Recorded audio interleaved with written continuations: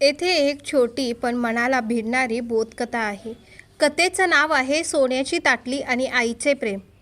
एकदा एक श्रीमंत तरुण आपल्या आईला एका महागड्या हॉटेलमध्ये जेवायला घेऊन गेला. आई आता वृद्ध झाली होती, त्यामुळे जेवताना तिच्या हाताला काप सुटत होता. जेवता जेवता तिच्या हातातील घास वारंवार खाली पडत होता आणि कपड्यावर डाग पडत होते. हॉटेलमधील इतर लोक त्यांच्याकडे तुच्छतेने पाहत होते, पण मुलाने मात्र शांतपणे आईला जेवू दिले. जेवण झाल्यावर तो आईला वॉश बेसिनपाशी घेऊन गेला.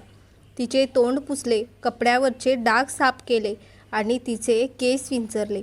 संपूर्ण हॉटेलमध्ये शांतता पसरली होती. लोक त्याच्याकडे बघत होते. बिल भरून जेव्हा तो बाहेर पडू लागला तेव्हा तेथे बसलेल्या एका वृद्ध माणसाने त्याला आवाज दिला आणि विचारले, "बाळा, तू येथे मागे काहीतरी विसरून जातोस, असं तुला वाटत नाही का?" तरुणाने मागे वळून पाहिले आणि उत्तर दिले, "नाही आजोबा, मी काहीच विसरलो नाही." तेव्हा तो वृद्ध माणूस हसला आणि म्हणाला, "विसरला आहेस बाळा तू? येथे उपस्थित असलेल्या प्रत्येक मुलासाठी एक धडा आणि प्रत्येक आईवडिलांसाठी एक आशा मागे सोडून जातोस." हे ऐकून तरुणाच्या डोळ्यातले पाणी आले. त्याला समजले की आईची सेवा करणे हे जगातील सर्वात मोठे पुण्य आहे.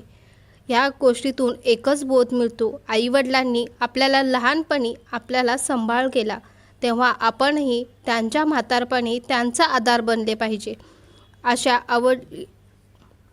कथा आवडली असेल तर लाईक, शेअर आणि सबस्क्राईब नक्की करा.